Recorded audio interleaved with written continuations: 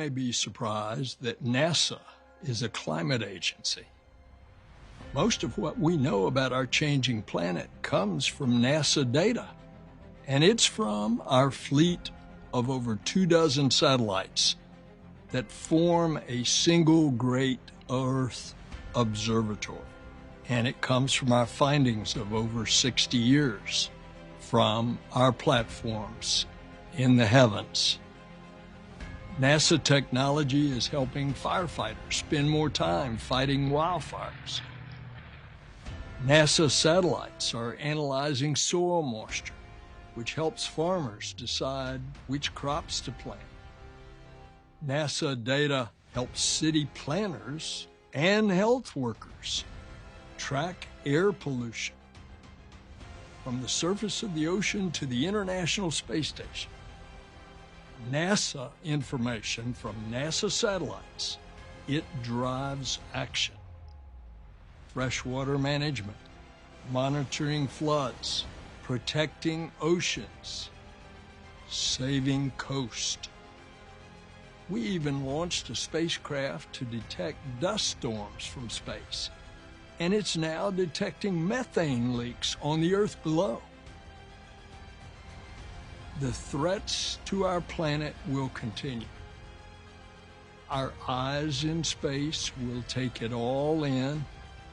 What NASA learns in space, we make publicly accessible through the Earth Information Center. It's a one-stop shop for this game-changing information. The challenge of the climate crisis is here and now.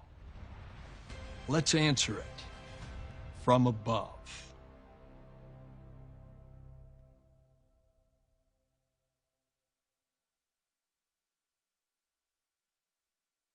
Please welcome Senator Bill Nelson, head of NASA.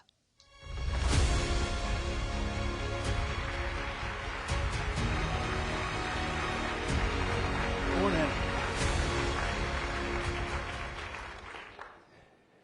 Think back to 1968. It was a tough year. 2 assassinations, the tumult of the Vietnam War. Remember the tumult of the Democratic Convention. And we at NASA make a bold decision that we're going to take out of order the first flight to the moon. Christmas Day, 1968. Apollo 8 is circling the moon.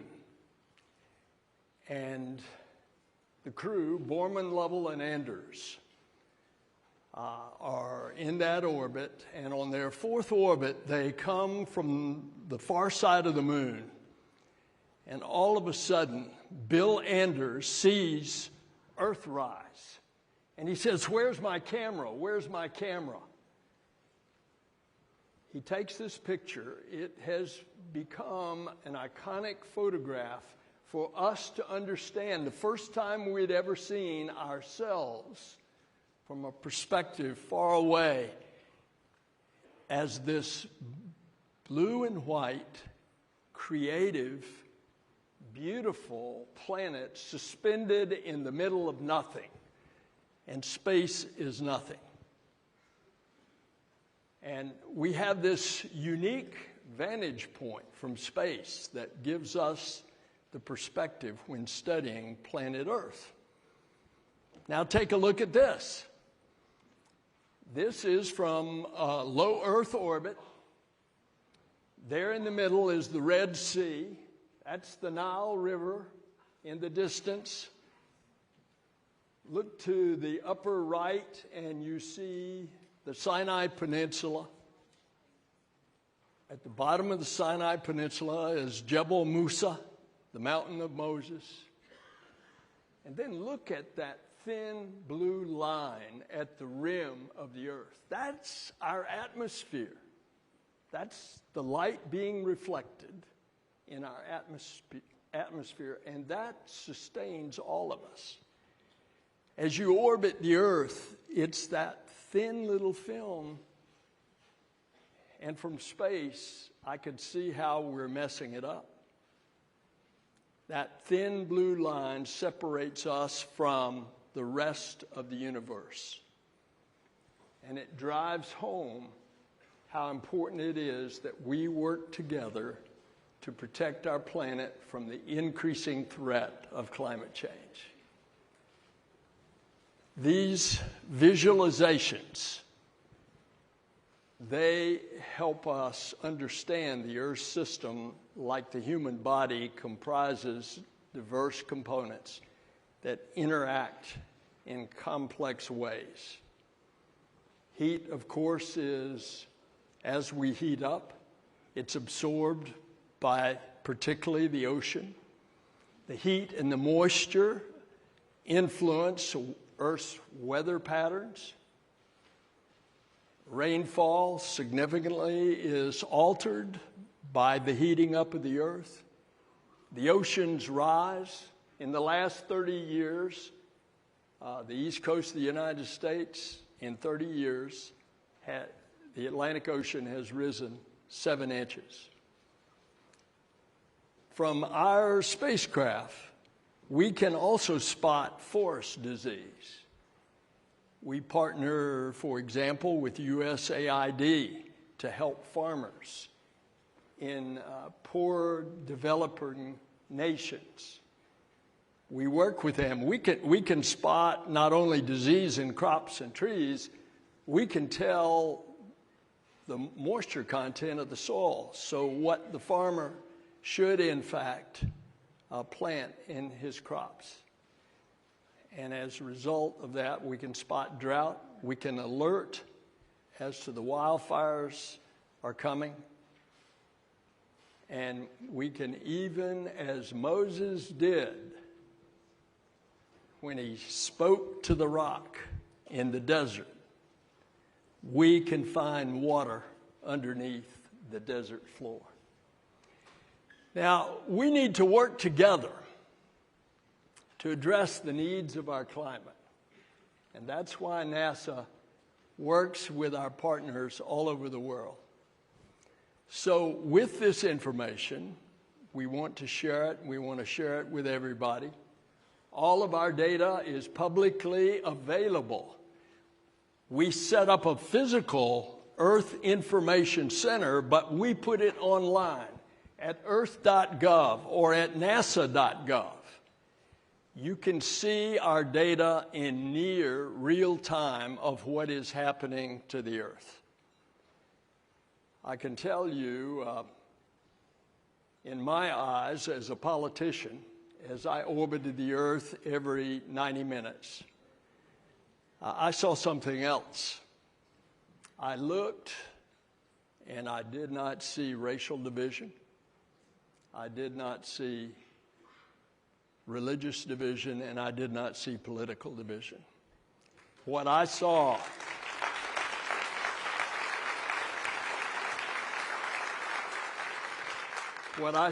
is we are all in this together as citizens of planet Earth. I wish we could send every head of state into space, because if they could see what I saw, it would change your perspective. Now, our voyage takes us beyond our Earth. We're going back to the moon in order to learn to go to Mars. It takes us beyond just our climate observations. We're looking at our solar system. We're looking at our vast universe. And as we are searching the heavens in a universe that is 13.8 billion years old, we're looking for other Earths. And when we do that, and when we look for life, we learn about ourselves, us Earthlings. All right, I want you to come with us on this great new adventure, an adventure of the golden age of space exploration.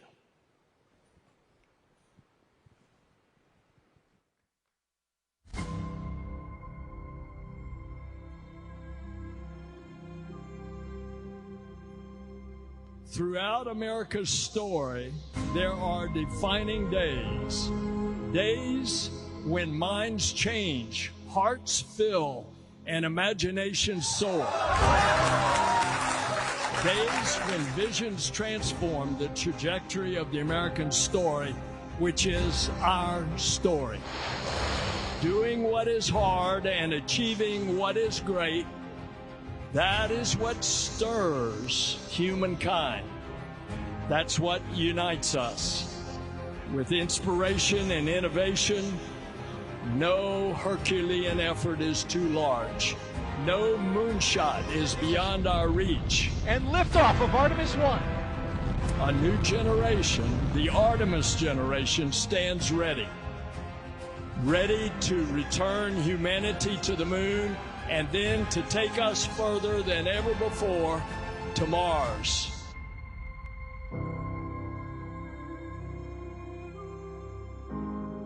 Let us continue the quest to unfold this universe. And let us continue to find unity in our discovery. So together, let us continue to dream the impossible dream that now becomes real. And then let us traverse the untouched terrain of the once unreachable stars.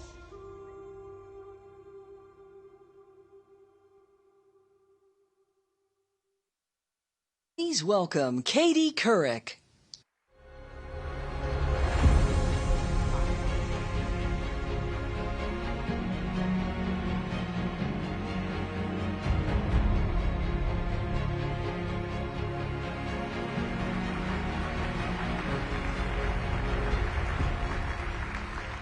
Good morning, everyone. How lucky am I? I have two of my favorite people I get to talk to on one stage. So please welcome Jose Andres and Jane Goodall.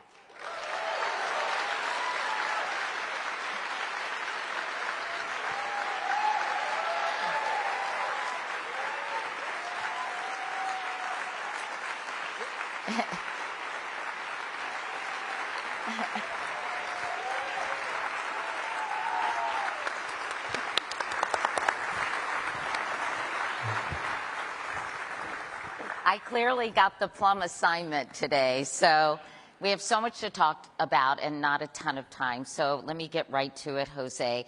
Can you pinpoint a particular moment in time when you realized you could use both your love of cooking and food to help so many people in need? Quick story. My mother, she was a nurse. We saw what nurses did during the pandemic. But beyond watching my mom working in the hospital, because we didn't have a nanny, and my father and my mother both work in the hospital, we will be exchanged right there in the emergency room between father and mother, just taking us to school or taking us home. But my mom was an excellent cook. For her, love was cooking. My father too. But my mom, at the end of the month, when there was no more money left, she will open the fridge, which will be empty. And like a magician, we'll be able to make croquetas, those bechamel fritters that my brothers and I will be fighting to see who ate the last croquette on the tray.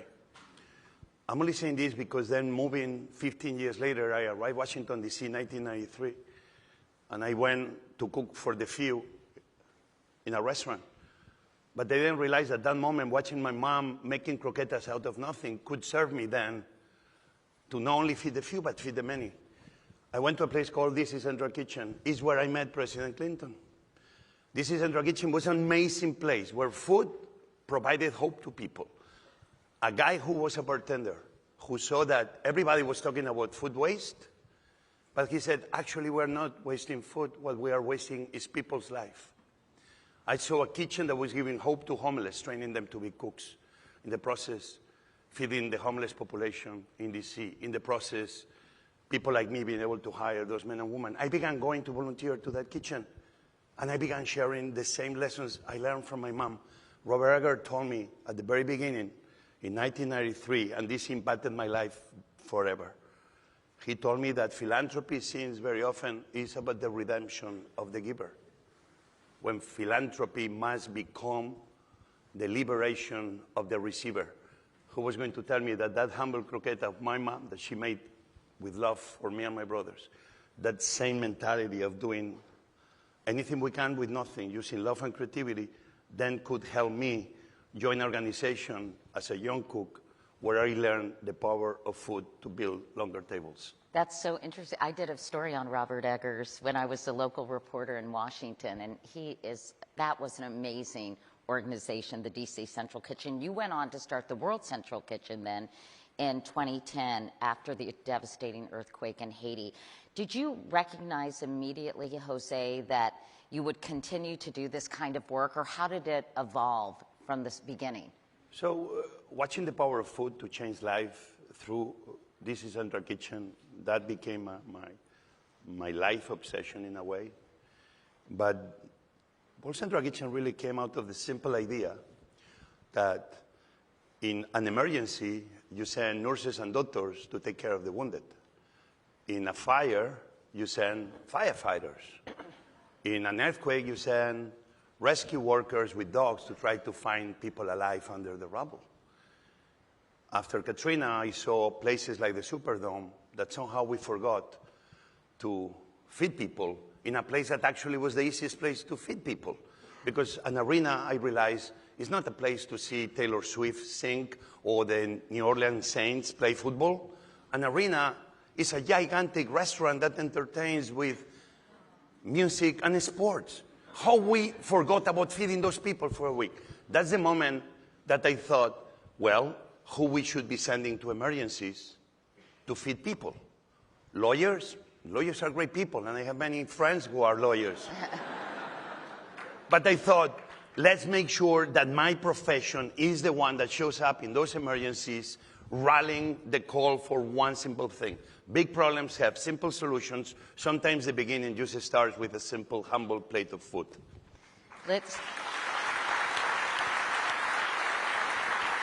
Jane, I've had the pleasure of interviewing Jane many times, and your personal story is so inspiring, Jane. In 1960, you were just 26 years old. You ventured into the Tanzanian rainforest to study chimpanzees. Looking back at this moment, now that you're 90, which is just unbelievable, Jane, how did you have the courage to do something like that at such a young age? Well, it wasn't courage at all, because, you know, when I was 10, I'd saved up my pennies of pocket money. It was during World War II. And I found this little book, no TV back then, Tarzan of the Apes. Just had enough to buy it, read it, fell in love with this glorious Lord of the Jungle. And what did he do? Married the wrong Jane. Right? Yeah. He did. So anyway, of course, I knew there wasn't a Tarzan, but that's when I dreamt I will grow up, go to Africa, live with wild animals, and write books about them. So it wasn't courage, it was following my dreams. And I was lucky. You talked about your mom. My mother, she was the only one who didn't laugh at my dream. She said, if you really want to do something like this, you're going to have to work really hard, take advantage of every opportunity, and if you don't give up, you hopefully find a way. And when did you have some kind of epiphany, Jane, when you realized you could turn your work in conservation and animal studies and have it make a dramatic impact, that you could not only be a scientist, but a true leader in your field? Did you have an aha moment that said, I want to share my work with the world and make a difference? Yeah, sort of. But remember, I started off not as a scientist because we couldn't afford university. I only got my degree later. And then I went back to Gombe, and I was having the best days of my life out in the rainforest with that spiritual connection with the natural world. And people say, why did you leave? I started a conference. By then there were 6 other field study sites. Wanted to learn about chimps in different habitats. But we had a session on conservation. And it was shocking to hear that across Africa, chimpanzee numbers were dropping, forests were being cut down. And I just knew I went to that conference as a scientist, planning to spend the rest of my life there. And I left as an activist. Just, it was like that. It's like St. Paul on the road to Damascus. I call it my Damascus moment. I didn't know what to do. I didn't have any dreams of, you know, becoming what I have become. I just wanted to help the chimps. Learning about the chimps by visiting the different study sites with money, again from National Geographic, I learned about the plight of the African people, the crippling poverty, the lack of good health and education. And I flew over Little Gombe National Park, had been part of a great forest belt across Africa. By the mid-80s, I was shocked. It was a little island of forest, this national park. All around the hills were bare. And it hit me. These people are cutting down the forest because they're struggling to survive and they need money from charcoal or timber or more land to grow food for their growing families. And so we started a program to help the local people find ways of making a living without destroying the environment. And that program, which is very holistic, I mean, it includes scholarships for girls, it includes microfinance so that the villagers can take out tiny loans. Dear Muhammad Yunus, I'm so glad what's happened for him. And so you went really from studying animals to studying people. And it seems to me each of your respective areas of expertise, Jose, you food, Jane, you the natural world, are both integral to the human experience. I mean, who doesn't love food and nature, right? I mean, so has the passion people feel for both of those things made it easier for you all to create movements around these things, Jose? Obviously. Her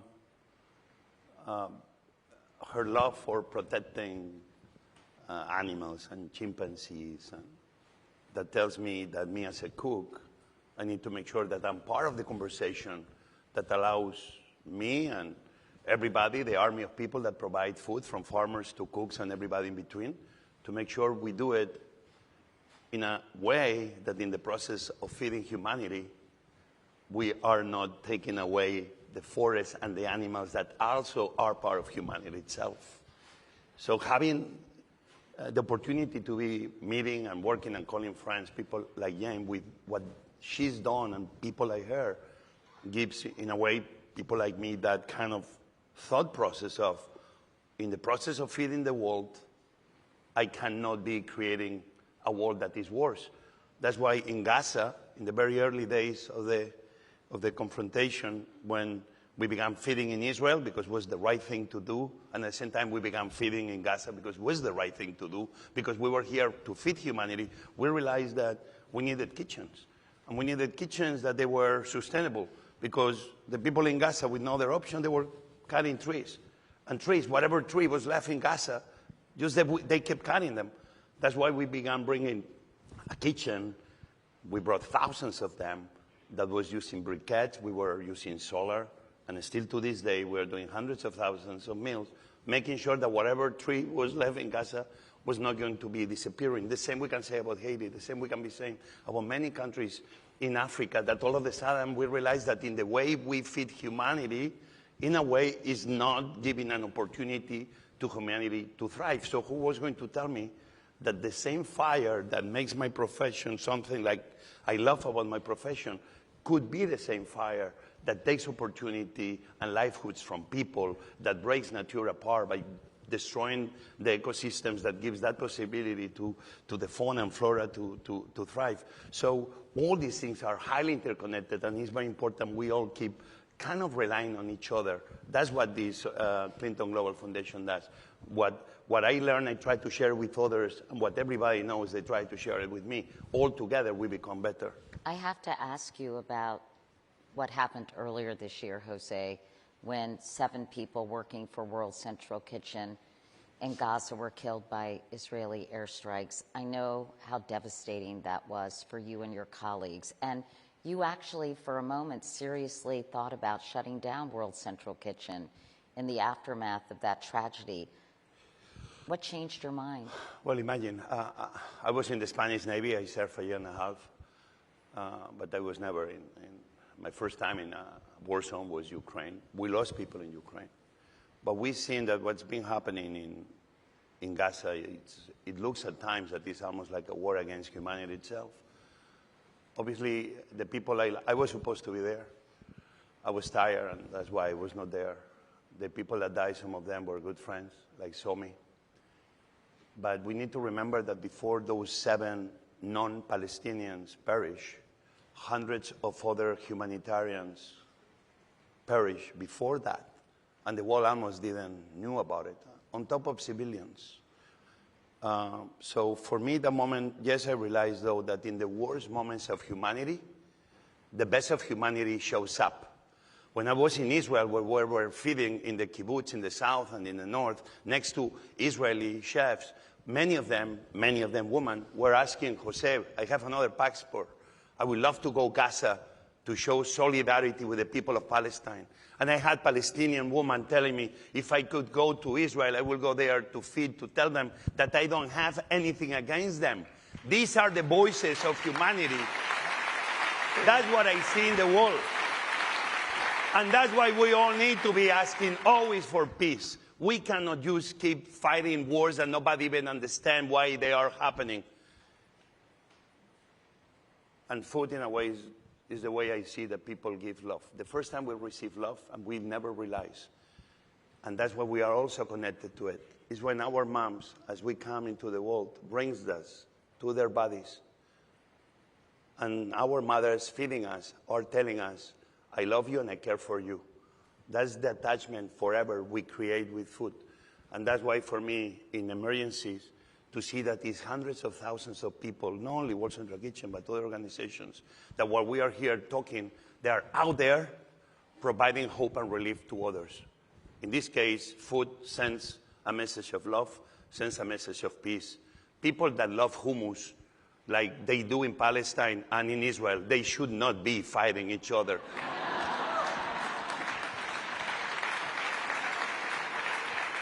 Jane, I'm curious, you travel all over the world, you talk to kids, you do lectures, you do so much important work. How do you motivate people to not only care, but to act?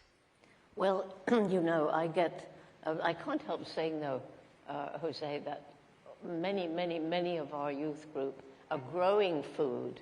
So we're linked in many ways. Anyhow, so when I'm traveling around the world, I'm giving talks, and I'm meeting many people who think differently from me. So I find it's useless to argue with them. They're not going to listen to me, little old me. But tell stories. You have to reach the heart.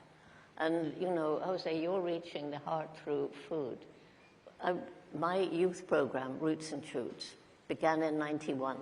It's now in 71 countries. And the last country joined last week is in Ukraine. So we have members from kindergarten through university. And the big difference with this program is that the young people choose their own projects. But each group must choose a project help people, a project help other animals, a project help the environment, because it's all interrelated. And also, because we bring the young people together whenever we can, it's usually virtually, but face-to-face is better, they are learning that much more important than the color of your skin, or your language, or your culture, or your religion, is the fact we're all human beings. We all laugh, we all cry, we all can love, and we all must eat. Do you feel encouraged by young people? Do you feel that they are much more interested and passionate about issues like climate change than perhaps older generations? Well, you know, the young people are learning about it from a very young age now. So when I was a very young child, you know, these issues hadn't cropped up. So today, what do I find? My greatest reason for hope is the young people are now in 71 countries. They're all working to make this a better world. They're not only choosing projects, they're rolling up their sleeves and taking action. And as we speak, you talk about as we speak, things going on. These young people, they're making the world a better place. They're learning that we are one human family. And I just came from Los Angeles. It was International Peace Day. And we had 50, we call them peace doves. They're made out of old bed sheets, 20-foot wingspan, and flying on poles. And it was just so moving to see 50 of these huge white peace doves carried by young people going on a parade. You have said this is, quote, the most consequential voting year in terms of the fate of our planet. Can you talk about that? Yes, well, for ages and ages I've been saying, you know, we're surrounded by stories of doom and gloom, and we need to know what's going on. And, you know, I've always said, well, we do have a window of time, but I don't know how big it is. Now, yesterday I hear it's 5 years before we reach tipping points from which maybe there's no return. But we do have this window of time. And if we get together, then we can start at least slowing down climate change and loss of biodiversity. And the young people are passionate. I mean, it's their future. We've messed it up. We've been stealing their future for a long, long time. But now we've got together with them and help them to slow these things down so that they have a future. In fact, you have a whole campaign you're embarking on and a little prop you want to share with us. The thing is that this year is, yes, it's a very special year because there have been 48 elections around the world. And, you know, I think many people have got fed up with politicians, and many people I've met just say, well, I'm not going to bother to vote, there's no point. But every vote counts.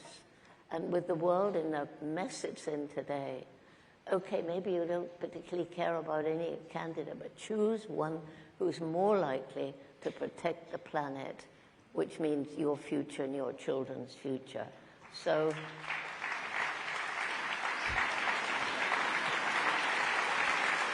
vote for nature, I'm voting. And vote for food, and vote for peace. And do you feel as hopeful as Jane does in terms about of the young people you encounter, Jose? Well, my daughter Inez was inspired by Jane. My daughter right now, like many other daughters, my daughter is somewhere in Africa. She's been in Chad. She's been in the border in Sudan, working with World Food Program. Because she said, you know, I want to have boots on the ground. And the only way we're going to be changing the world is if we take some risks to do it. That gives me hope. 7 years ago in Maria, a young girl called Lola, 10 years old, 10 years old, was in charge of a line making 50,000 sandwiches a day. She was so tiny, she jumped on top of a table and she kept screaming, more cheese, more mayo, more bread. We need to do it quicker. That 10-year-old showed me, now she's about to go to university, showed me that it's people like her, people like my daughter that want to follow the footsteps of people like Jane and many of you in this conference, in this room. There is hope. But we need to give that hope to the young people. So the promises that we make here, the promises are happening in the UN, we keep them. That's the way we will keep giving hope to the young people to help us build a better tomorrow. Jose and Jane, I was going to say you're national treasures, but you're actually international treasures. Thank you so much for all you do, and thank you for being here today.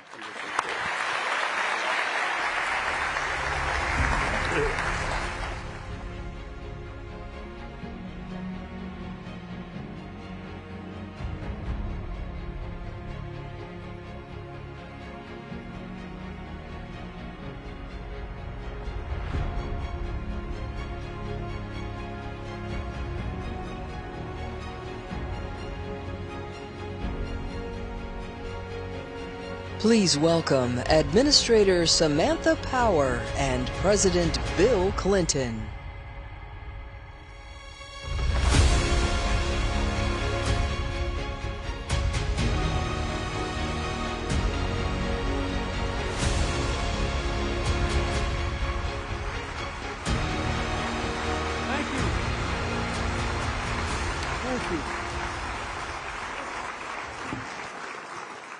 Good morning, everyone.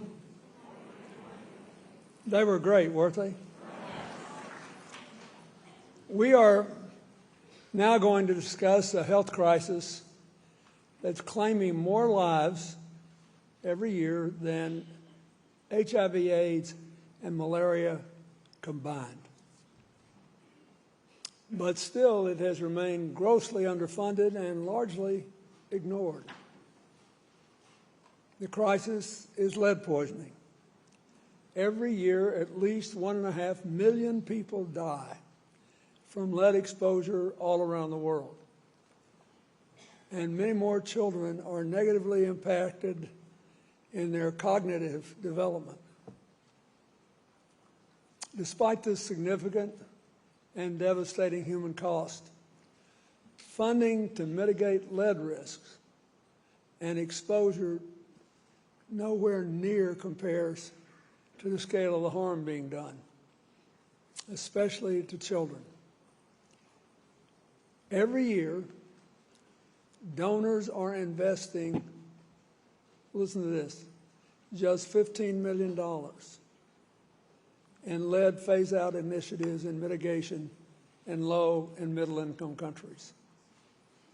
It's clearly we have to do better. We need more innovative finance mechanisms and increased cooperation between the public and private sectors to meet this challenge.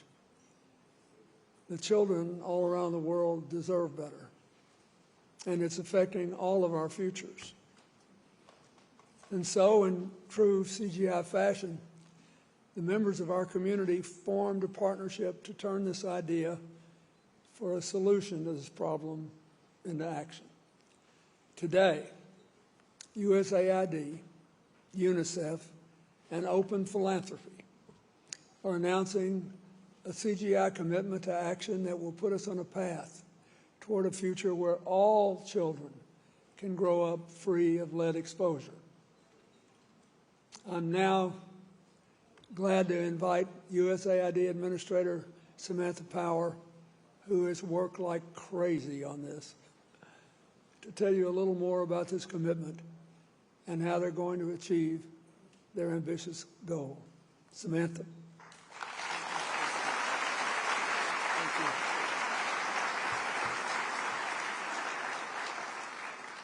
Thank you so much, and President Clinton, just the good that you have done in your life as president, before you were president at CGI. Just thank you so much. Thank you, truly.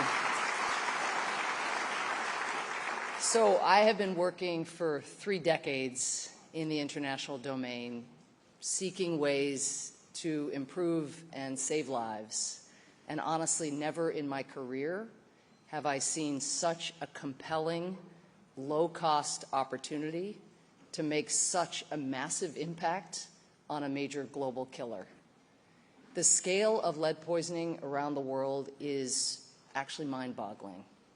Right now, in low and middle-income countries, half of children have elevated blood lead levels, lead that slows their brain development, harms their bodies, and can even kill them. Imagine 1 in 2 kids.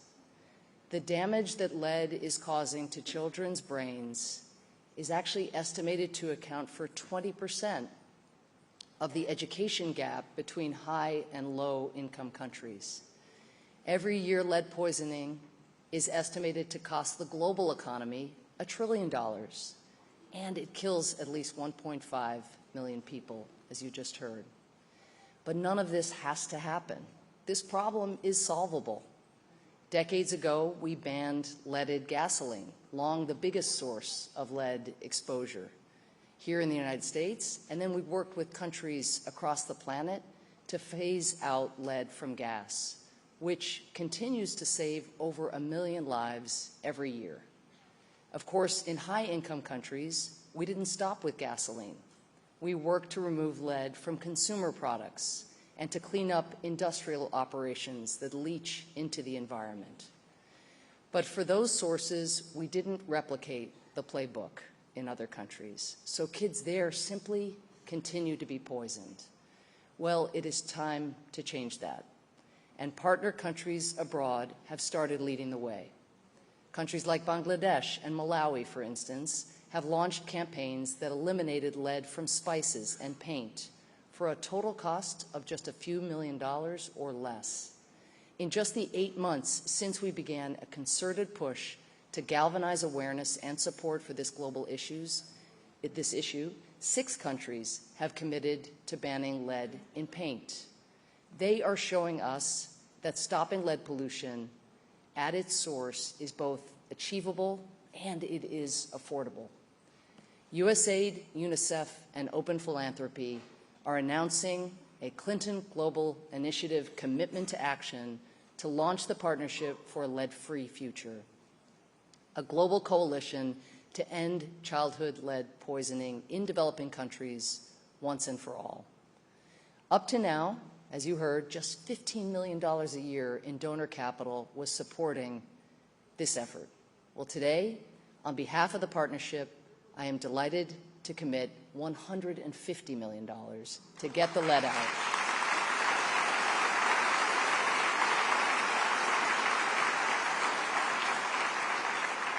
This is 10 times the previous annual funding levels. This is remarkable, but it is just the start. We need you all to help generate more resources and more awareness that gets governments and companies to act. So we hope you will join us and come together to help put an end to one of the great injustices of our time. Thank you so much. Thank you. Thank you. Put it on the map, as always. Thank you.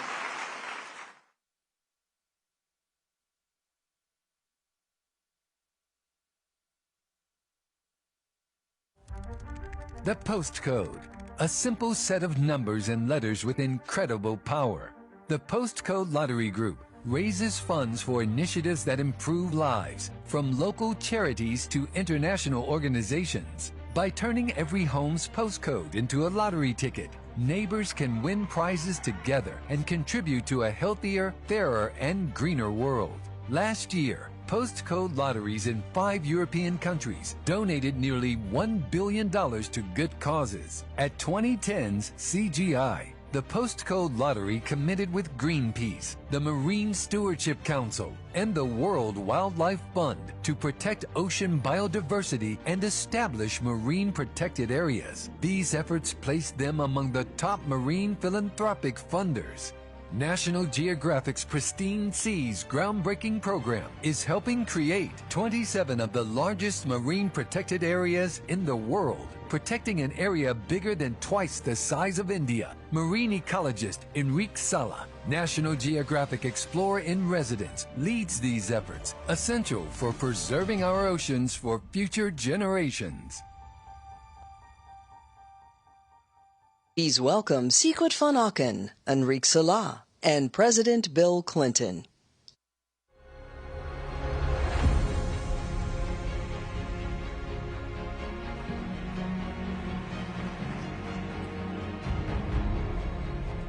So,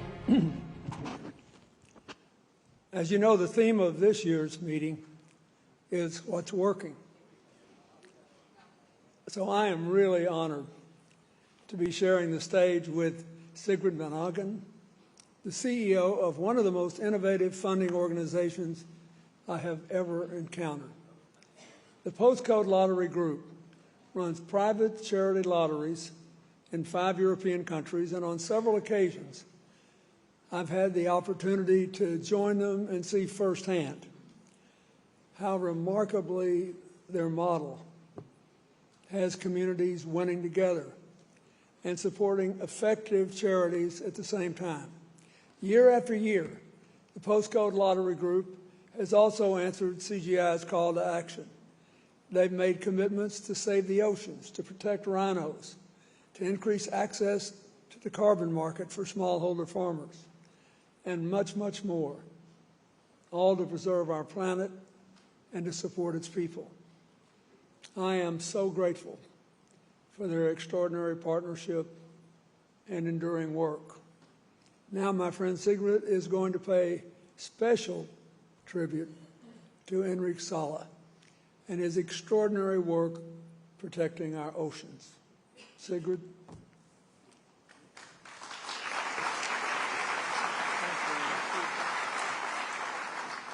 Thank you, Mr. President. It's really great to be back at CGI, connecting with so many inspiring people and initiatives. Postcode Lottery Group is one of the largest charity funders, and we know every player in our community lotteries helps change lives for the better. By turning zip codes, that's what we call postcodes, into lottery tickets for good, we are helping create a healthier, fairer, greener world, supporting social initiatives that protect nature, defend human rights, especially of women and girls, and support thousands of community projects all around the world. Now, you probably have noticed that I've not come empty-handed. So golden envelopes are something our postcode lottery winners and charity partners are very familiar with. And today, I brought this all the way over from Europe on behalf of our millions of players to celebrate and recognize the outstanding work of you, Enrique, and your team.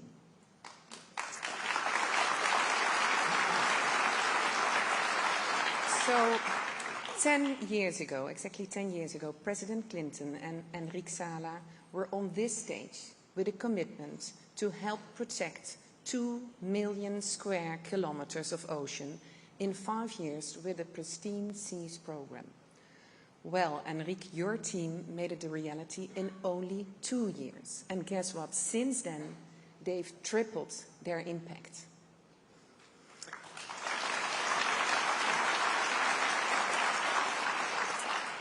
Safeguarding the ocean through marine protected areas is the best way forward. And you, Enrique, are showing us how. We are delighted to present this award to the Pristine Seas project.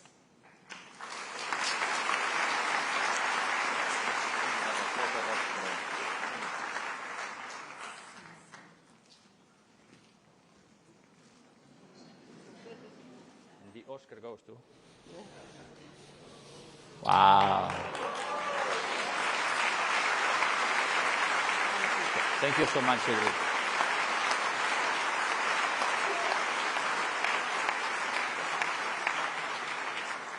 Thank you so much, Sigrid. Mr. President, thank you so much.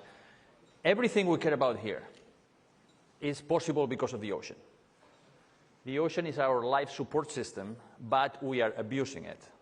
We are taking fish out of the ocean faster than they can reproduce. 90% of the large fish are gone. And global warming is destroying coral reefs and other vital ecosystems along the livelihoods they support. But there is one solution that we've talked about that works. Marine protected areas where the ocean bounces back to life, helping to replenish the areas around so there is more fish to catch. And the more life is in the ocean, the more of our carbon emissions the ocean is able to capture and store. At National Geographic Pristine Seas, we've been working with communities and governments to create 28 of the largest marine protected areas in the world, covering an area twice the size of India or 2/3 the size of the United States. And the good news is that countries have agreed, the countries of the world agreed to protect 30% of the ocean by 2030. That's 30 by 30. Yet, today, only 8% of the ocean is protected. So we have a lot of work to do. But President Clinton says, and we heard it yesterday, that we need to believe in possibility. And I believe 30 by 30 is possible because some of the countries we have worked with have already protected 30% of their waters before 2030. I believe it's possible, but we need a lot of support. And this support from the Postcode Lottery Group is so important. You are investing in the future of the planet. And I also want to thank you, Mr. President, and CGI for making this special moment possible. So we continue committed to this vital target because if we save the ocean, we save the world. Thank you. Thank you. Mr. President. Thank you. Thank you so much. Thank you.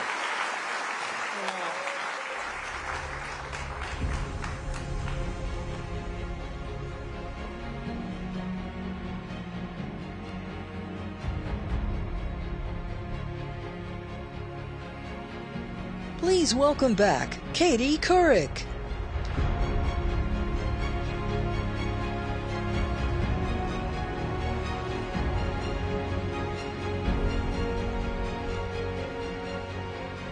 Hi, everyone. Me again.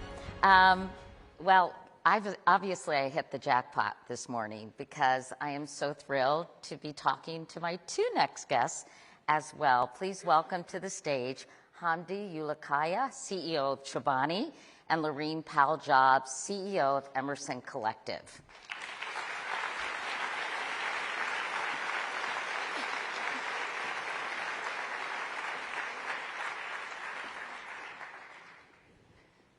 So I know that both of you have created and implemented new innovative models for approaching both for-profit and philanthropic ventures. But I want to start by having you, Hamdi, tell us a little bit about your story.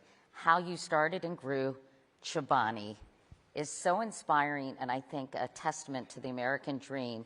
I'm going to start you out by saying in 2005 you decided to buy an abandoned craft yogurt factory in upstate New York and create Chobani, my personal favorite yogurt.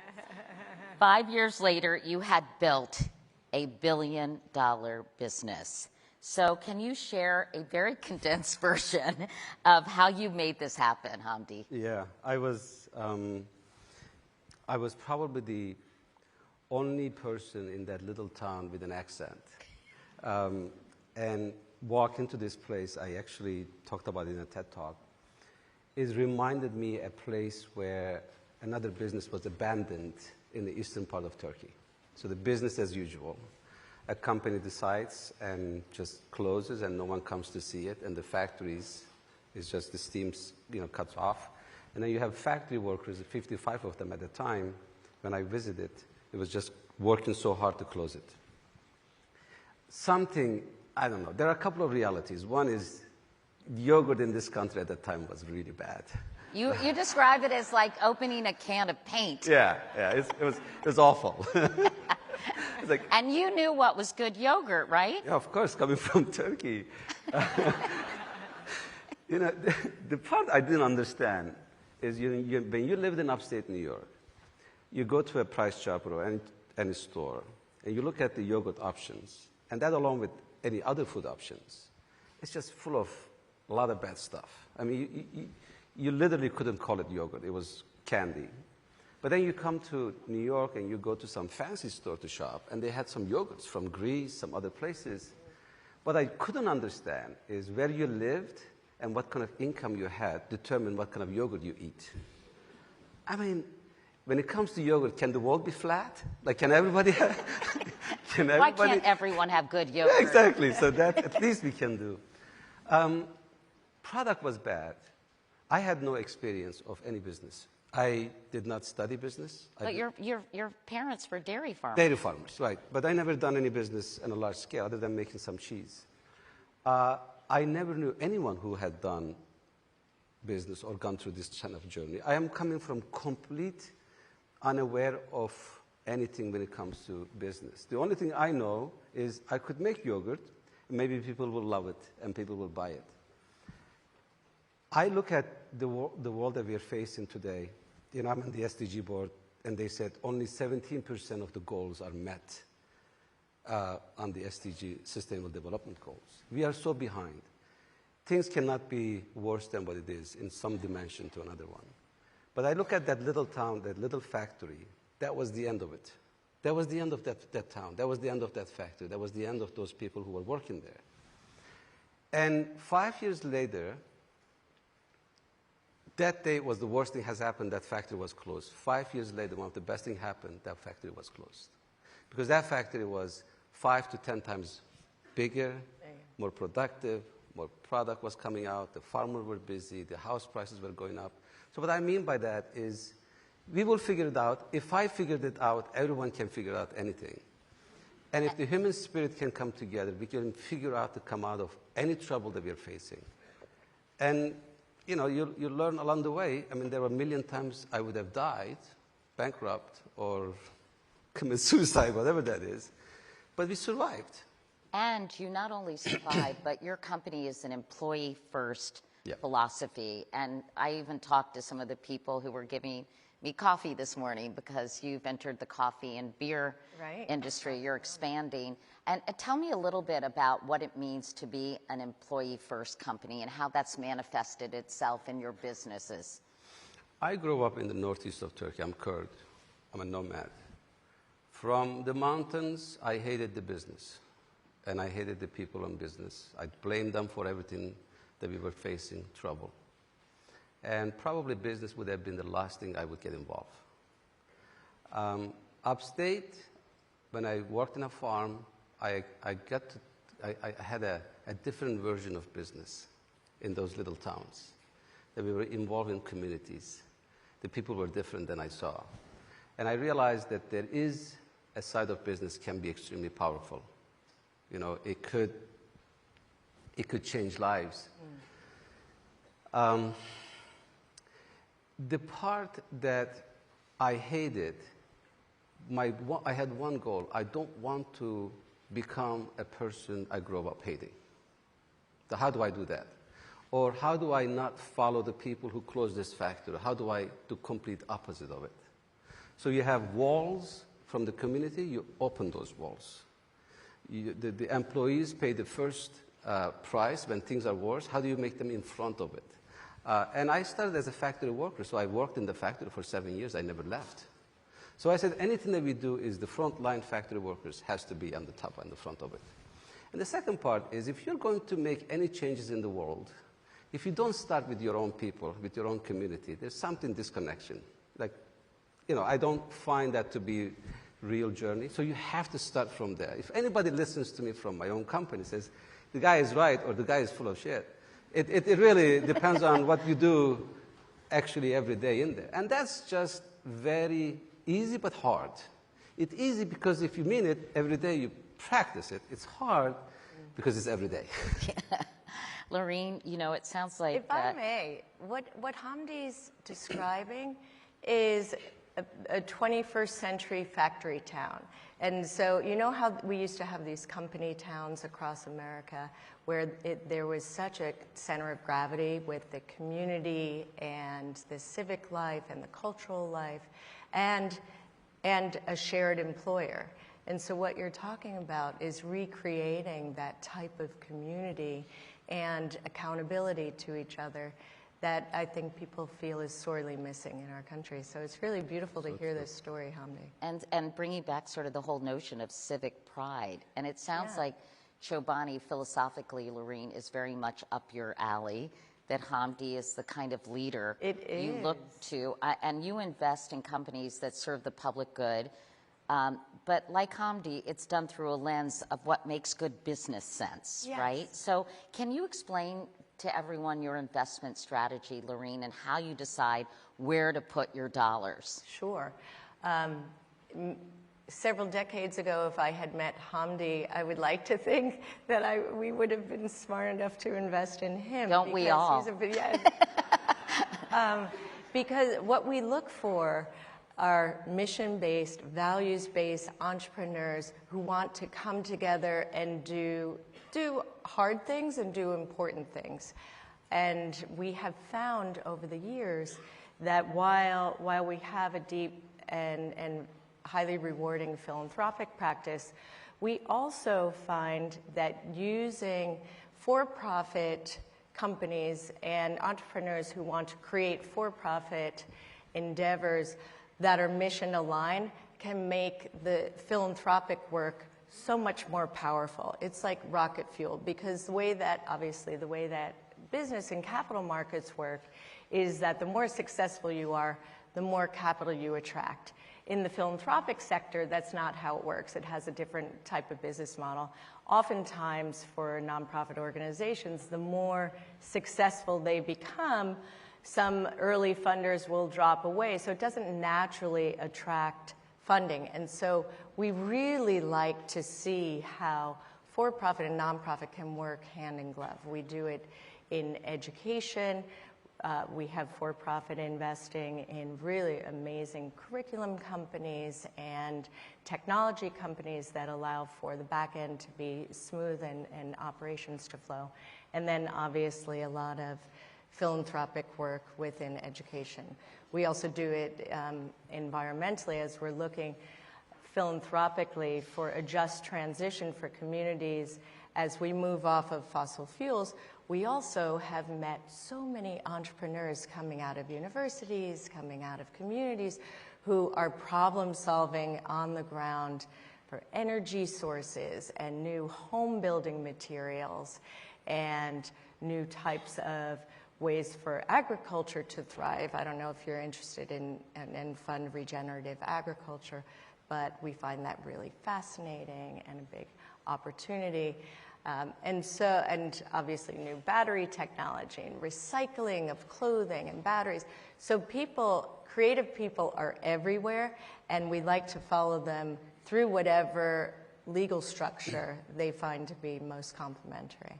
I know that so much of the work of the Emerson Collective focuses on long-term systemic change. And I'm curious, Lorene, how do you maintain momentum and commitment when it can take decades or longer to see actual progress in issues like climate change or immigration reform? Well, there's successes all along that journey. And when there are long-term, really amazing generational philanthropies that are part of a whole movement to improve this social fabric of society, move things forward, and then pass the baton. I think for us, while we are part of that glorious fabric, I also find that kind of solving some problems along the way is highly gratifying. And so for example, in education, if we work with a nonprofit called College Track, and we're based in 13 communities around the United States, and we work with students who are first in their families to desire a college education. They often don't have the knowledge base within their families or their communities to take the right classes and get the right advice and be prepared economically and financially for college. And then we support them all the way through college completion. So we've been doing this work for 27 years.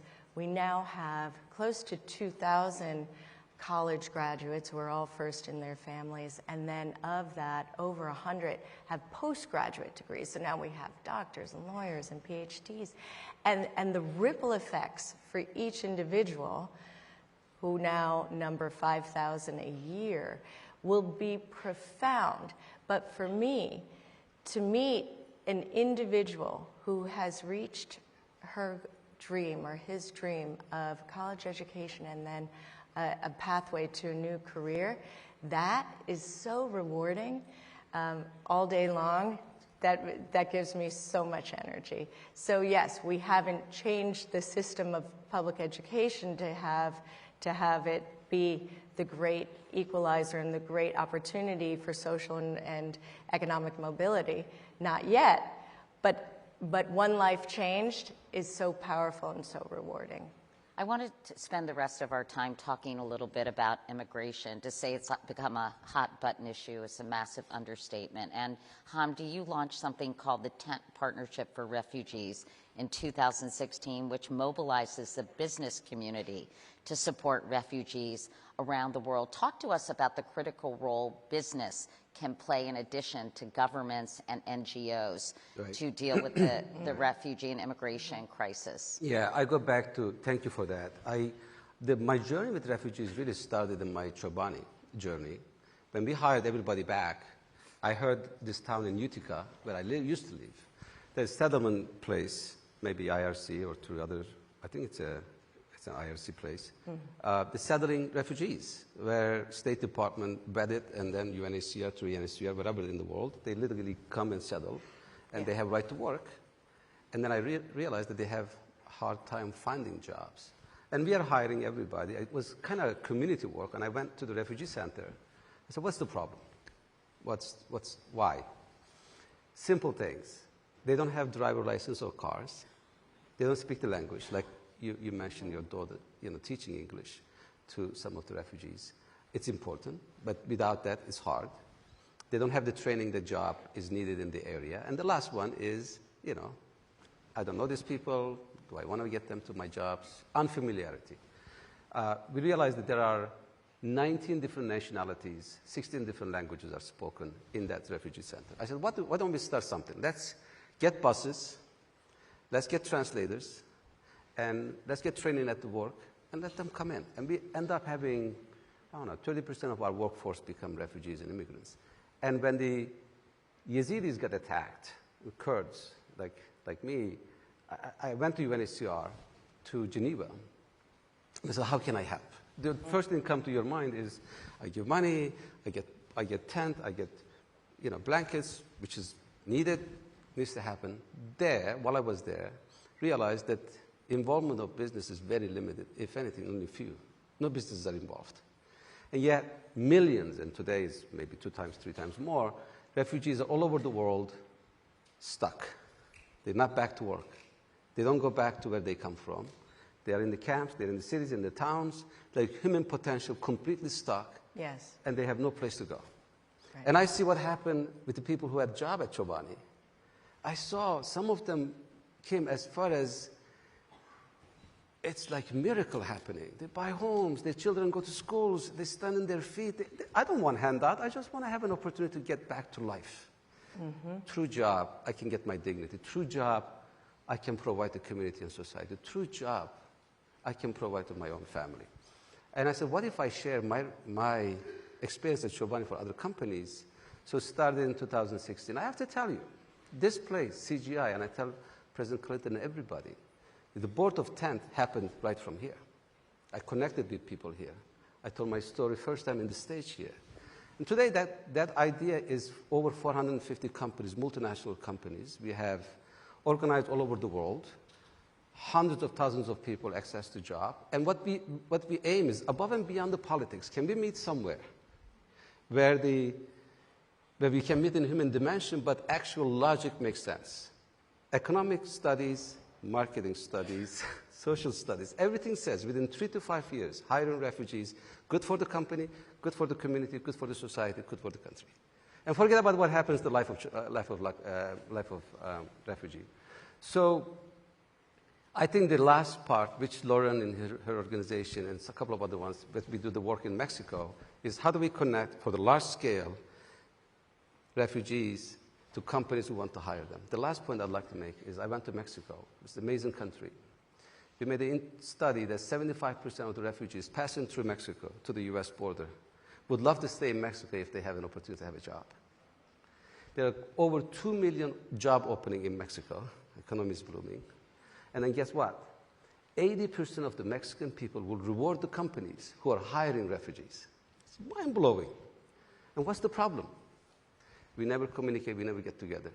Through our ambassador in Mexico City, we made a coalition of 60 companies coming together. FAMSA is being one of them, Walmart, and every one of them you can think of. And we had one of the largest business coalition come together and say, we're going to hire refugees. We are for refugees in Mexico, so we don't have this human suffering to happen. Right. And by the way, the Mexican government wants Mexico to be a destination country, not only a transit country. And so in order to fill these close to 2 million open jobs, they have asked the Business Coalition and then some of civil society, some of philanthropy where we're falling in, but as a large public-private partnership to help solve this problem. They have adequate housing stocks, so we're helping to build out these multi-purpose centers that will allow for healthcare and assessment and job placement and housing placement to happen in southern Mexico, in Tapachula and in Huixla. And we're also working with UNHCR in order to make sure that that care is given to the refugee population. But it makes so much sense for people who often have a shared language to stay in Mexico, to make their life in Mexico a place that actually is looking to welcome them. And then it'll release some of the pressure on our southern border as well. I want to ask you all, I hate to end on kind of a negative note, but we have seen so much disturbingly xenophobic and racist discourse emerge surrounding immigrants, most notably, most recently, the false allegations and misinformation about Haitian immigrants in Springfield, Ohio. Can you share your thoughts on how immigration has been weaponized and used to stir up hate in this country, and how we can change the conversation? Yes. I think when we zoom out and we remind ourselves how our country was founded, the ideals that were founded on, right here in the Hudson River, the Statue of Liberty, welcoming all who are coming, who have need, who want to create a life here. We all know that that is in our DNA as the United States of America, something that President Reagan said. You know, if you're born in France, you're French. If you're born in Germany, you're German. But if you're born anywhere and you decide to come to the United States, you're American. And we have to remind ourselves that this is all of our journey. I know it's been historically over the last several hundred years, often when we have an influx of immigrants, there's a tendency to close the door and to demonize before we metabolize the newcomers and have a welcoming attitude. But there are organizations like Welcoming America that are working across the United States with communities, with families who actually wish to be welcoming to new arrivals. I think that the hateful rhetoric does not represent the vast majority of Americans, and it doesn't represent who we are and understand the lifeblood of America that is fueled by immigrants and immigrant energy. And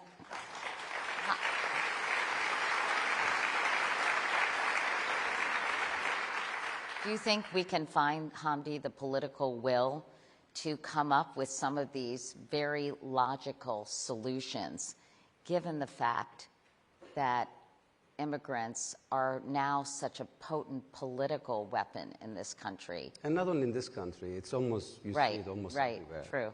The reality is, whether climate, conflict, economic, throughout the history, people move, and it seems like post-pandemic it came to a different dimension.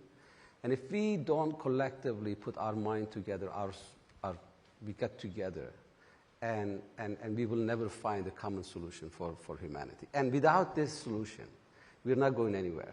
This is the important migration, refugees, the move. There's a lot of catastrophic human tragedies is happening along the way. And what I find is the political will goes up and down, depends on. And this is highly politicized, unfortunately, and it goes into and sometimes the angle that hurts their brothers, their sisters, their kids. You know, it hurts. It hurts if you're in a refugee camp. It hurts if you're in a town. And like Lauren said, so many millions they know they're just like us. They're all. No one will put their family in a small boat in a nighttime to a 2 mile sea, knowing that the boat before didn't make it. I have children. Yeah, we all have. Imagine putting your own children into that journey. I've been to a lot of borders. This is desperation. Yes. And what we can do as business community, we can have lasting solution to this. Win, win, win, win, win.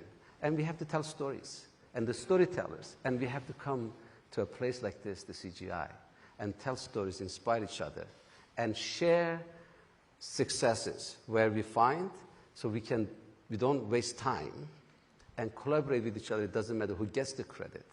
And every time a refugee gets a job, the world is a better place. Well, Hamdi and Lorene, what a privilege, honestly. Thank you both so much. Thank you. Thank you. Thanks, Hamdi.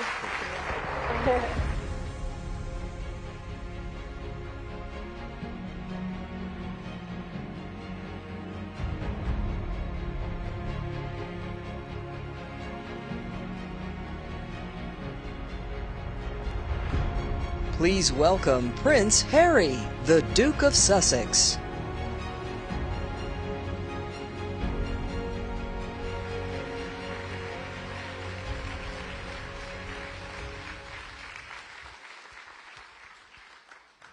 Good morning, everybody. Oh, thank you. In 1957, the Soviet Union launched Sputnik, the world's first satellite, marking humanity's first stride into the vast expanse of space.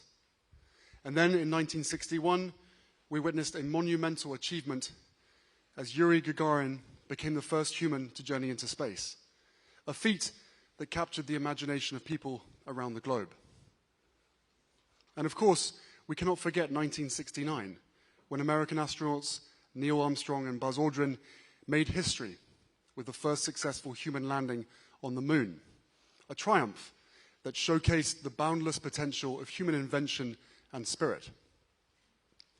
Over the course of our history, humankind has dared to exceed the limitations of possibility. We've dreamed the inconceivable. We've built the unimaginable.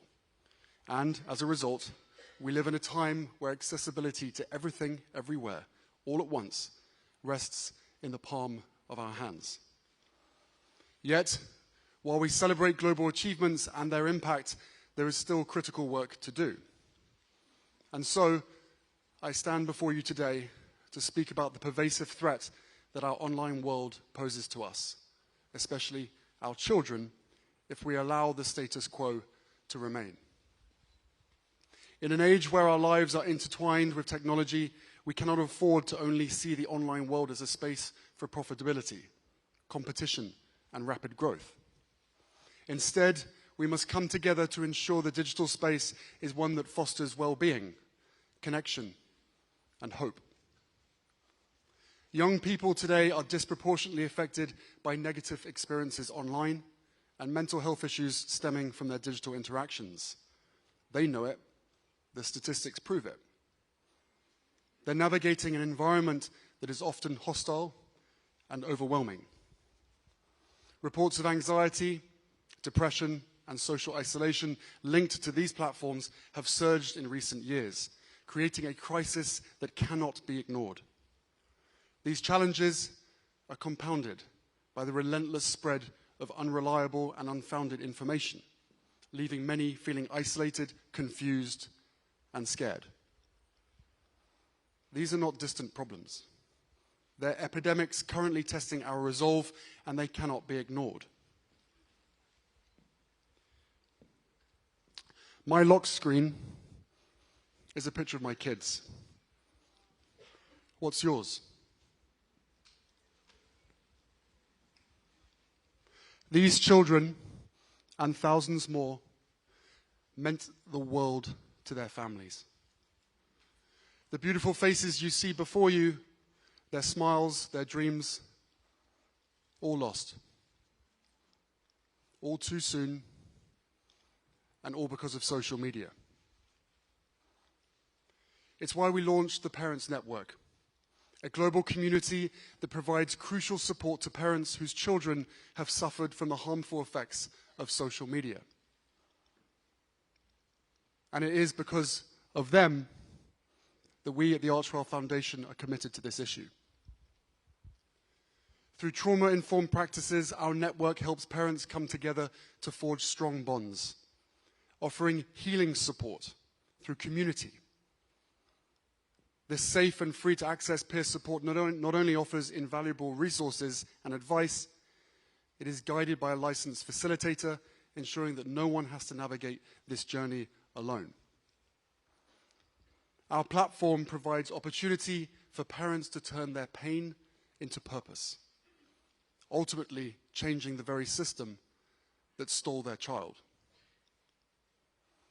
As the digital landscape has evolved, we've seen rising polarization, social unrest, and a disconnect that often manifests itself in violence and fear.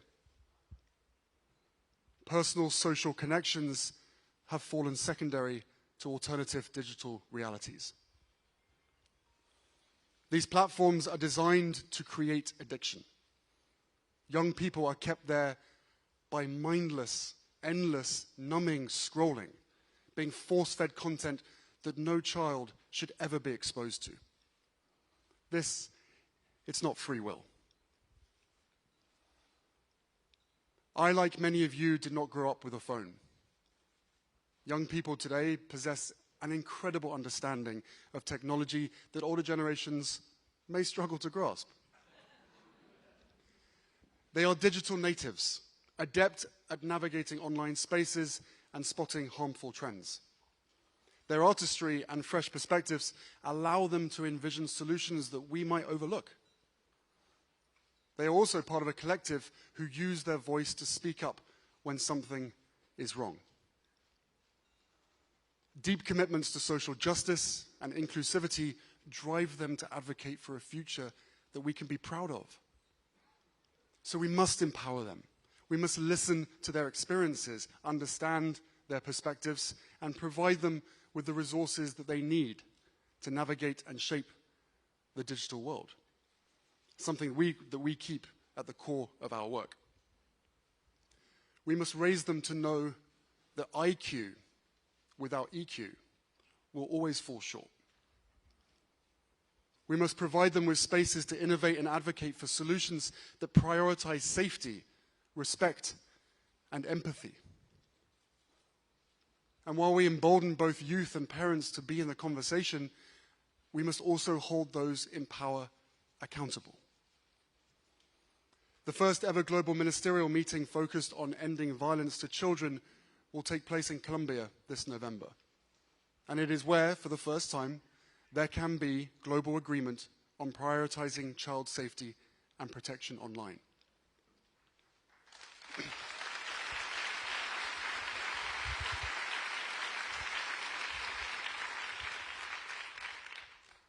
Our laws and regulations are different state to state, country to country. We may have different backgrounds, viewpoints, beliefs, and even access to the internet itself. But the one thing that we can universally agree on is the safety of our children.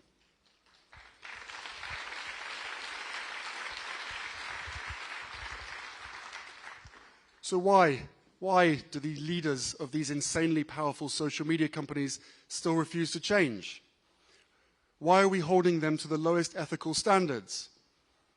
In any other circumstance, a business would commit all resources to fixing the bug. Instead of providing parents with more tips and tricks for navigating hostile environments, shareholders need to demand change.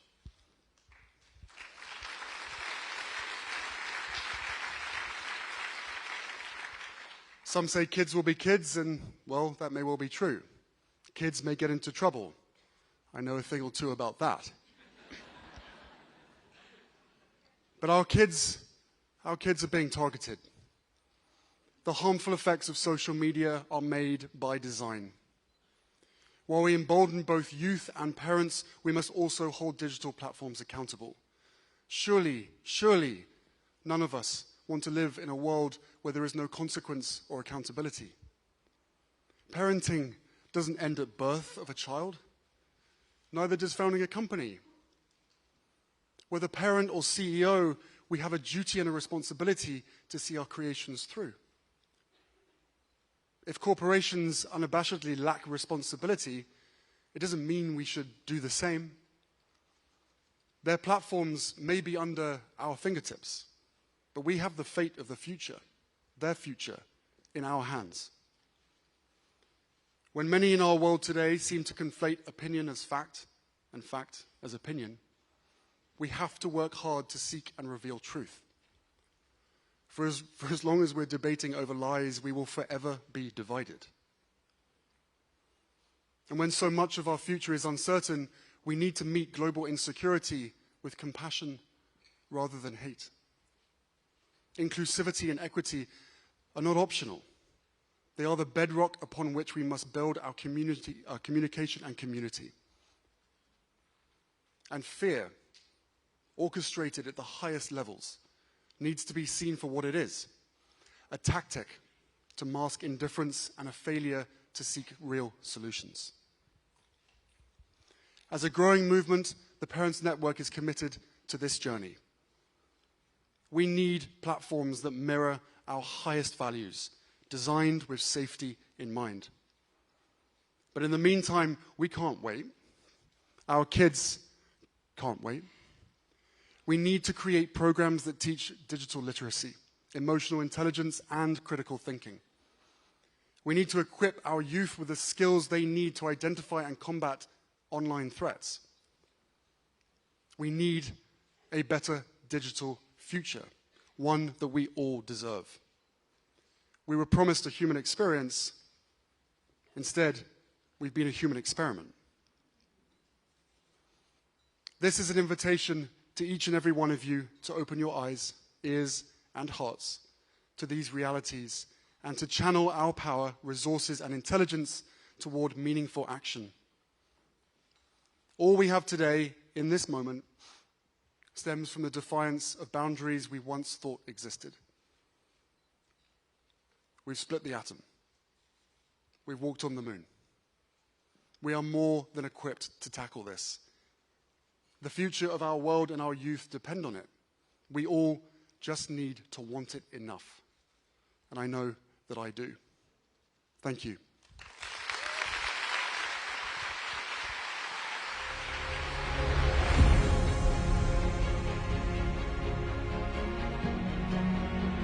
Please welcome Dr. Tedros Adhanom Ghebreyesus, Emma Walmsley, and Dr. Chelsea Clinton.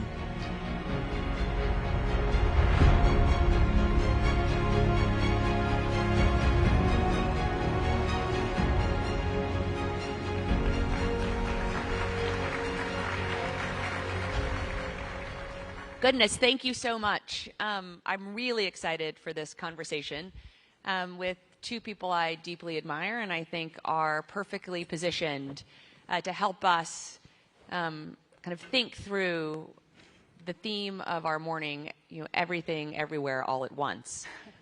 Because certainly I think that adage is true most of all when it comes to health. And as we have seen throughout human history, and certainly over the last few years, when our health is at risk or imperiled, everything is at risk. And Emma, I know from kind of a GSK perspective, you understand that kind of interconnectivity isn't only rhetoric, but reality. Mm-hmm. And so I wonder if you could just share kind of how you think about kind of this charge to try to be everywhere all at once, while also, of course, having to focus some of your energy, efforts, and research on what you think are the most pressing challenges and where you can make a difference. Sure. Well, thanks, Chelsea. I mean, it's absolutely true that we are facing into a very high-pressure, multi-stakeholder set of huge demographic, societal, economic, political shifts, all happening at a record scale and pace. And, that affects every industry, but exactly as you say, it feels especially acute in healthcare. People are living longer. The over 60s already outnumber the under 5s, but often in many places in worse health. We've got this surge in comorbidities, whether it's obesity on the rise. We've got more than 50 million people worldwide living with dementia. 1 in 5 of us will develop cancer. And specifically, the burden and threat of infectious diseases, especially for the most vulnerable, is unacceptably high. Healthcare systems are under unbelievable and unsustainable pressure, and half the world's population simply does not have access to the healthcare that it needs. And yet, the economic and societal health of nations depends on the health of their populations. And people, simply put, are counting on companies like mine and our industry to deliver medicines and vaccines they need and can rely on. So at GSK, we really want to contribute to this at serious scale. Our goal is to reach 2.5 billion people by the end of the decade, And we focus on 3 simple things to try and navigate through it.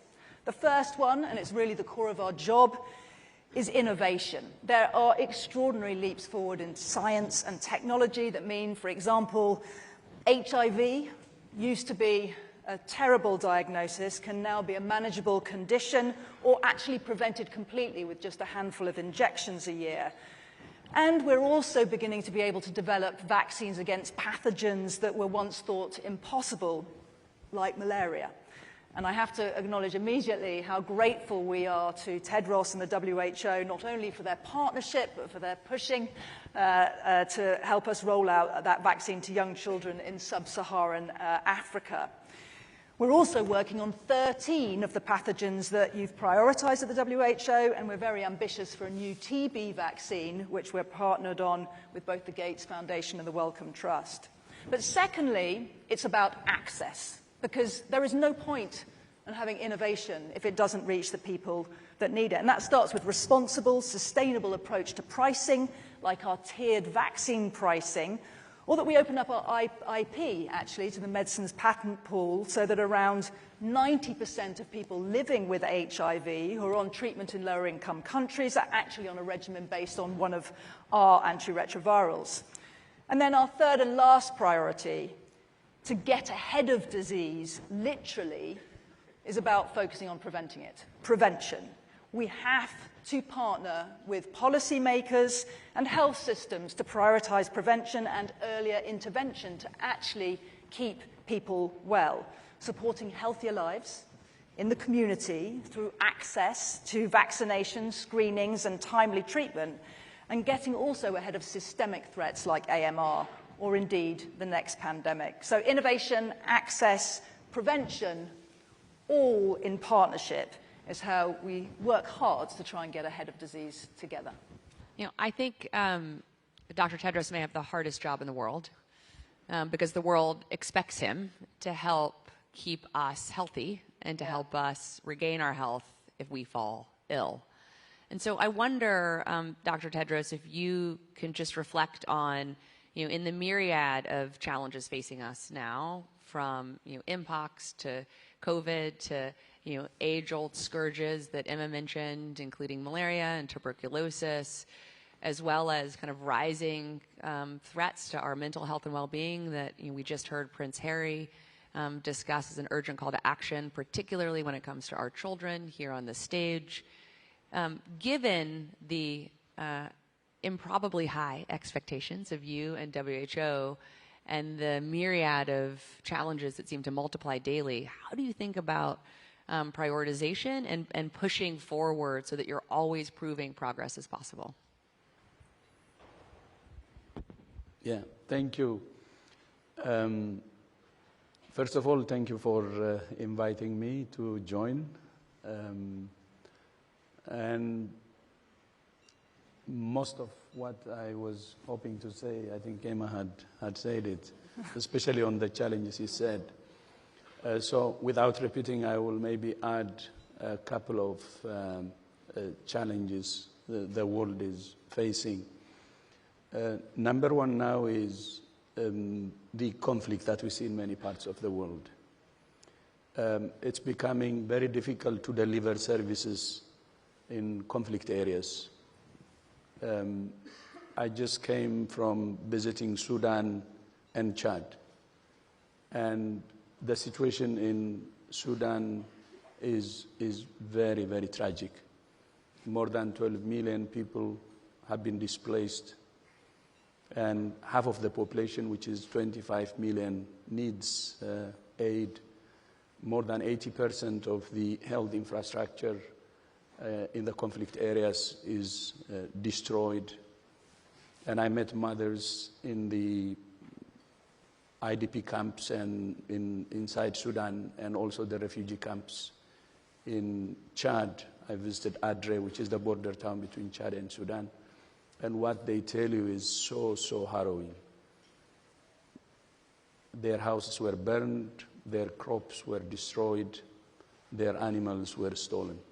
And they came to Chad with nothing. And As I said earlier, so the trend now, the serious challenge is delivering service in conflict areas.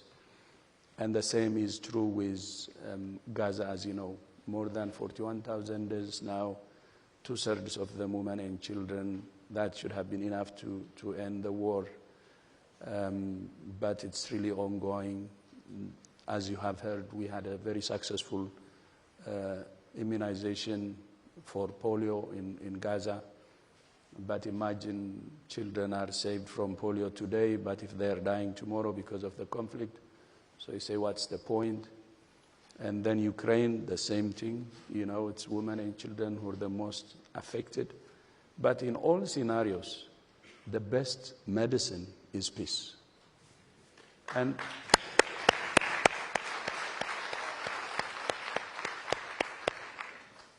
And all the conflicts could be addressed through political solutions.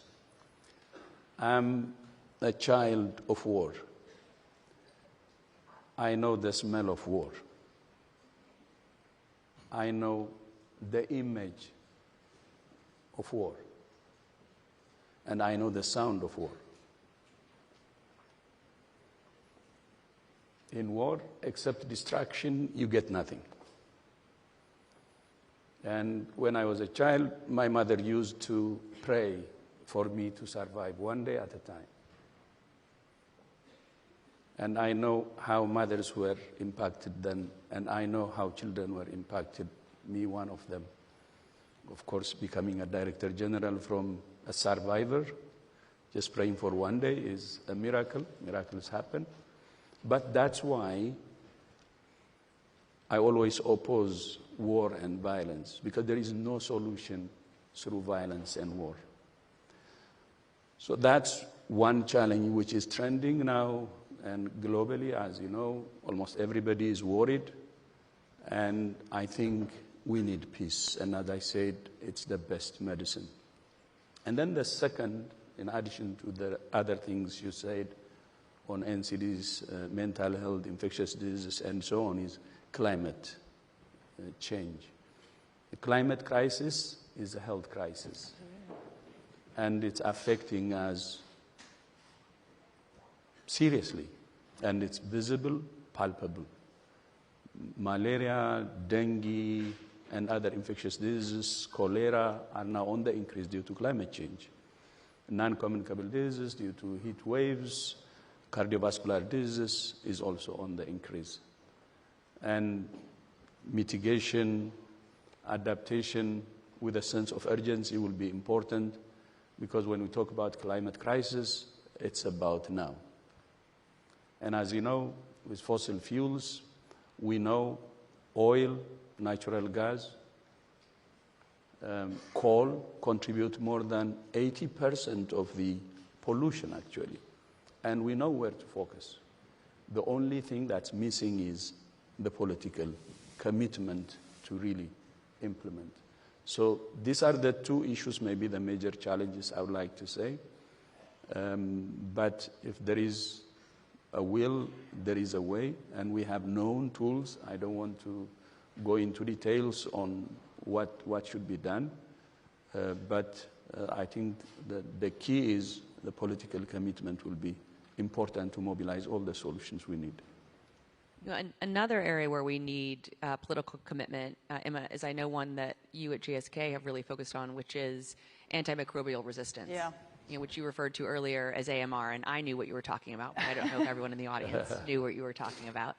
And we know that too, as we were just discussing backstage, is not disconnected from conflict or climate change. So I wonder if you can share a little bit about kind of the threat that AMR poses, why you're so worried about it, but also what you're doing about it.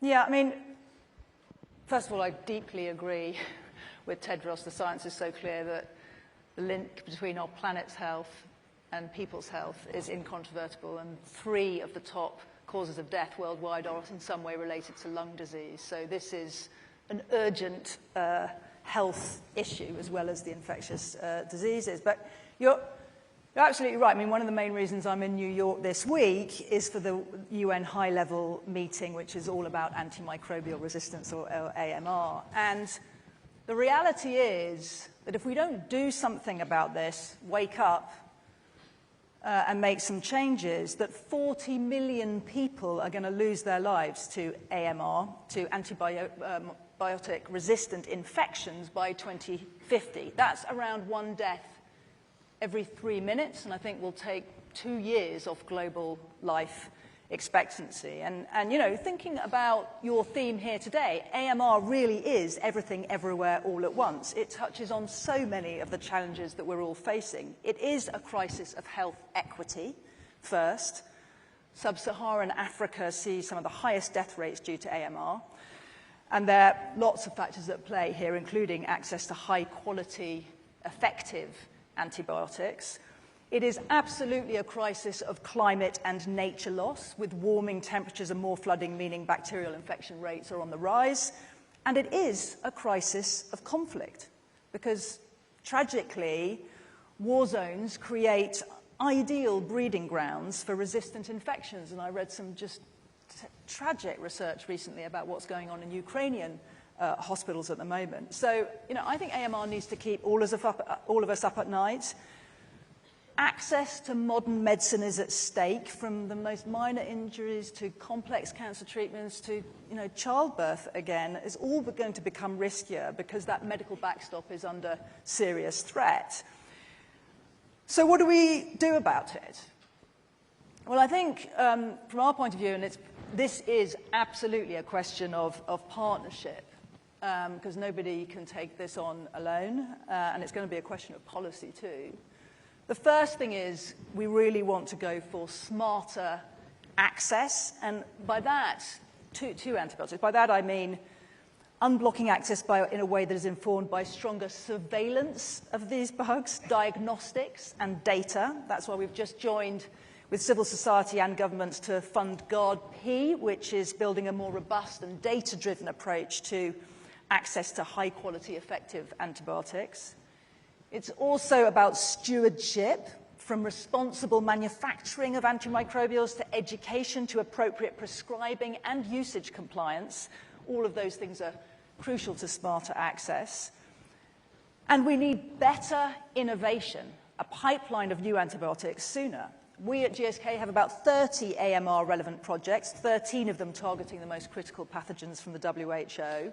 But the industry level and pace of innovation for AMR has actually halved in the last decade.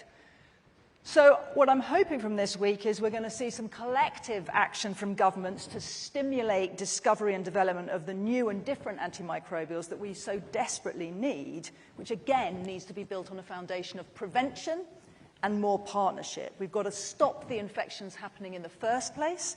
That's better control, access to sanitation, more vaccines. And we've got to work together in new ways to counter resistance. So we invested £45 million this year in the Fleming Initiative with the Imperial College in London, which is all about trying to find and test out new AMR solutions. So it is a real, present danger that's going to become a much, much more serious problem. But there are reasons for optimism, and that's why it's on the agenda this week, and there is absolutely no time to lose. Well, there are certainly reasons for optimism, partly because of the leadership from WHO and GSK, although I am still stumbling over what you shared a minute ago about kind of the level of research around AMR that has dropped so precipitously. Yeah. And so hopefully kind of the focused attention, kind of a new set of incentives and also public pressure collectively will kind of drive more research from academia and industry alike. Dr. Tedros, I want to kind of pick up on Emma's theme of partnership. We here at CGI and the Clinton Health Access Initiative have been so grateful to be in partnership with WHO in many ways over now decades. And so I know kind of how kind of innovative you already been thinking about kind of what partnership can effectuate and sustain. I wonder if you can share a couple of examples, recent or not, of partnerships related to climate change and health or kind of any other area that you want to share. Yeah. No, thank you. I will come to the partnership issue later, maybe a comment on AMR. One of the major challenges is AMR, and we even call it a silent, antimicrobial resistance is a silent pandemic.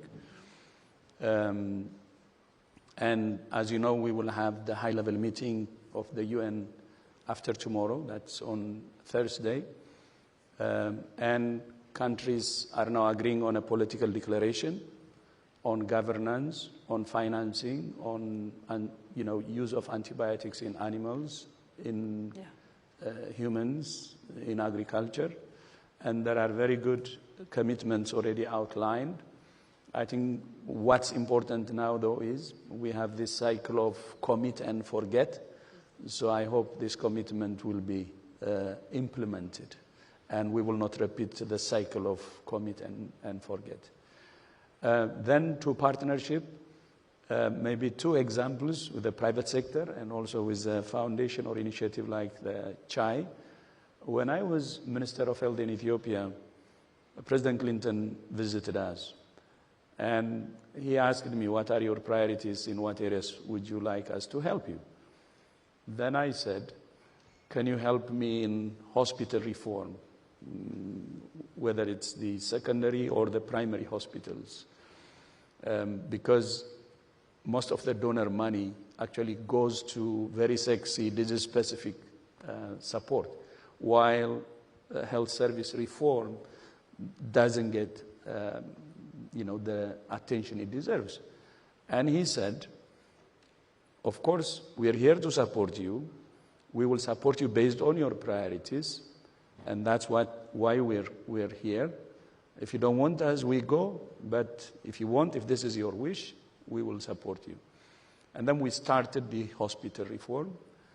CHAI, the Clinton Foundation, brought Yale University, and then the partnership grew, and many other partners joined, and we did the reform, and the reform resulted in a well-governed, led by a CEO health system that improved the quality of services in hospitals, that minimized the death in hospitals with better processes.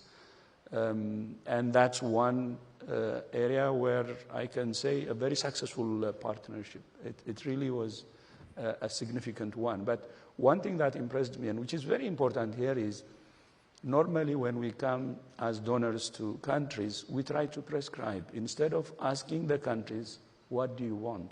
Because countries know the problem, they know the root cause of the problem, they know the solutions, so it's very important to support them based on their priorities. And that's why that project was a success. And not only President Clinton, but other members of the team were saying exactly the same. We support you based on your priorities. And the other partnership is with EMA, with GSK. After the malaria vaccine was proven to be effective, but there were some challenges, financial and so on. This is in 2019, and before we moved into the piloting, there were signals that GSK may drop out. And I called Emma and said, no, this is very important. I had to nudge her. It's very effective. Strong. Then she said, okay, this is the malaria vaccine called RTSS. And then we agreed, but she was really committed, so it didn't take much to really agree on going forward. And now we have one vaccine, RTSS, and I did my studies, my master's and PhD on malaria. So for me, it was personal, actually. Okay. And that partnership is one of the very successful, and children in Africa are being saved because of the RTSS vaccine. So this is partnership between WHO, a global institution, and pharma industry. And by the way, Gates Foundation and many other partners, Gavi, Global Fund, and others. And the CHAI partnership, it's country level, based on country priorities, and making a difference in reducing deaths, especially in hospitals, and improving the quality of care. And we have Joe here, the patient safety champion, and that was part of the package of the reform, the reform that made a difference. So partnerships work, but partnerships should be focused on a goal and based on putting the countries in the driver's seat, especially at country level. Thank you. Well, partnerships work also when we have extraordinary leaders like the two of you. So really, thank you both so much for being here. Good luck in hopefully tackling all the partnerships that are needed to help us finally kind of put AMR in the rearview mirror. We're incredibly grateful to both of you. So please join me in giving our panelists a round of applause. Thank you. Thank you.